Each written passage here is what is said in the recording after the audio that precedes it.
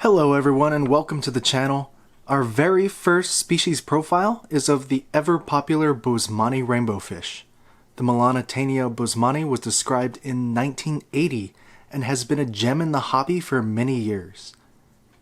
As you can see, this fish is well known for its half-half appearance of blue and orange. Though the males display the striking color, the females often show a subdued green-blue with a horizontal line. Some females can show hints of orange in the back half, but usually not. Beyond color, the sexual dimorphism of adult fish are very clear, with the males showing much larger size in length and growing a much taller back than the females. The majority of fish available in the commercial market are from Lake Ayamaru of West Papua. However, more varieties of Boesemani are becoming more widely available. The Lake Ayamaru fish can reach very large sizes, close to 5+ inches, with a light blue front and yellowish back half. But if you are new to keeping rainbow fish, you're going to want to check out the Boesemani from the village of Aytinjo, or commonly sold as the Lake Aytinjo form. Though there are Boesemani in Lake Aytinjo, the collection point of Aytinjo actually refers to the village of Aytinjo situated on Lake Uter, or Uter. The Aytinjo village fish have been increasingly available through the wet spot / cichlid exchange, as well as being bred by many hobbyists in the United States and in Canada, as well as Europe too, but along with its striking color, it also stays slightly smaller than the Lake Ayamaru fish, topping out closer to 4 inches for the males. There is also a newer collection from Uter that is famously known by Aquarium Co-op's video of Gary Lang's Fish Room. It shows a striking blue-black front with lighter vertical stripes and a deep, rich orange. I would recommend keeping those two collections separate. However, the two strains, when mixed, yield incredible results. A well-known breeder by the name of Dave Pauls mixed the Uter back into the older Aytinjo bloodline to reinvigorate that Aytinjo collection. He does call it Aytinjo and not Uter, to clarify. This created a very, very beautiful fish. My guess is the result is due to a higher level of genetic diversity. There is also a mini Boesemani from a tributary of Lake Ayamaru from Kali Kromsa. That fish stays closer to 2.5 to 3 inches and perfect for smaller tanks. The caveat being that they're rarely available in the hobby and only in the hands of a few hobbyists in North America. There are reportedly Boesemani in Lake Haine as well, but I don't have an image of that fish to show you.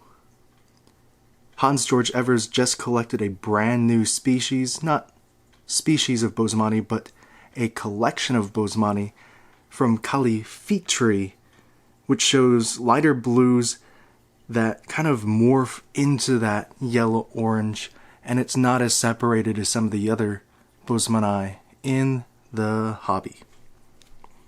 Other species that hail from the bird's head that are similar and probably related, I'd have to double check that, but the Fasinensis and Ajamaruensis, with the Ajamaruensis cohabitating with the Boesemani in Lake Ayamaru. Okay, enough with the history lesson, right? How do I keep this fish?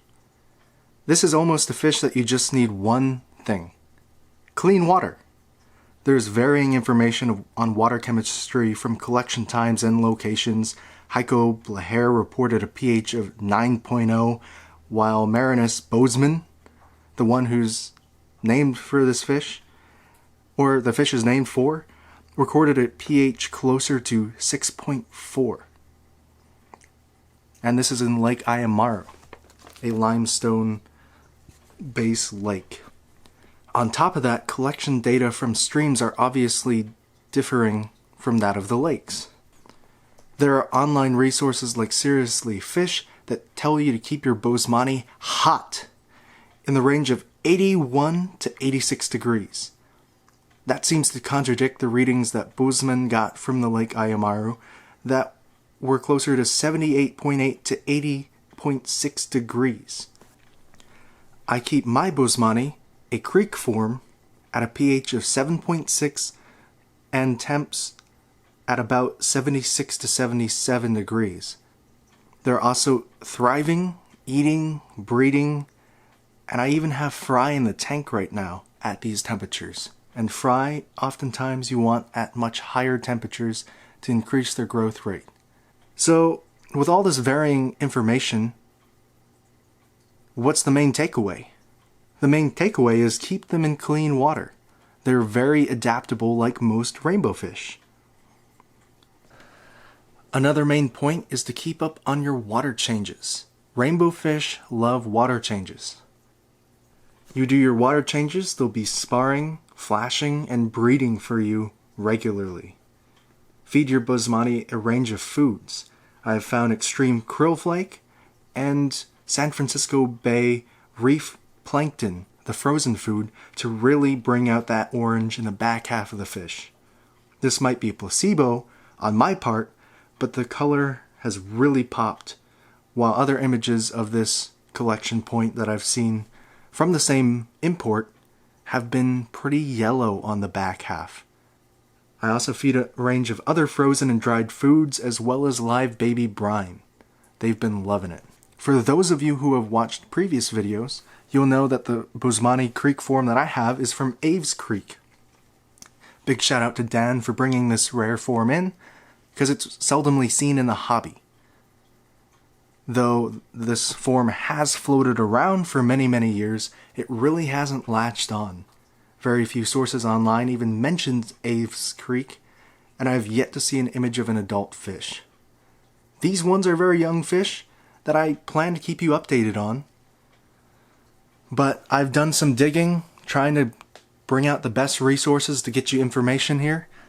And first of all, according to Dr. Martin Luther, no, not that one, Dr. Martin Luther Salosa, Aves Creek is the main headwater of Lake Ayamaru, though he speculates that the fish will pretty much be the same as the lake fish. My conversation with Gary Lang steered me more optimistically that this will be a very pretty fish. When Gary collected in streams around Lake Ayamaru, he saw countless streams packed full of beautiful Boesemani that rivaled that of even the Lake Uter fish that he has. So far, keeping these young Aves Creek, their orange does not disappoint. However, I seldom see the dark blue front of that of the Lake Uter fish. I'm still hopeful though, because someone else does have the Aves Creek form, that every morning the front does turn black. Finally, the last interesting thing that I found about this fish so far is it may be due to the depth of the tank, but they're letting their fry survive at the top of the tank. And it's not just new fry every day, but there are fry that are growing at the surface of the tank. And I find that really fascinating so far. It might be due to their small size as well. Maybe they'll get eaten once they get a little bit bigger to be more visible at the surface. But it's something that I'm going to continue to monitor, and it would be very cool to see the fish letting their fry grow up with them. It's not common for rainbow fish. But I think that's just about wraps up everything on this iconic titan of the hobby. Not titan of the sense of size, but titan in, I guess, you know what I mean. If there's anything else I missed or anything you want to know more about, drop them in the comments and give the video a big ol' like, please. I don't think anybody of you made it this far, but if you did, please like it. As a small channel, it really helps me out in an immeasurable way. If you disagree with anything I had to say, that's fine too. Drop that in the comments and we can hash it out in a scholarly manner. Always happy to do so. And thank you again for checking out the channel and the video. More species spotlights to come, but let me know if there's anything else that you're dying to know about, and maybe we can make a video on it. But until next time, tank on everyone.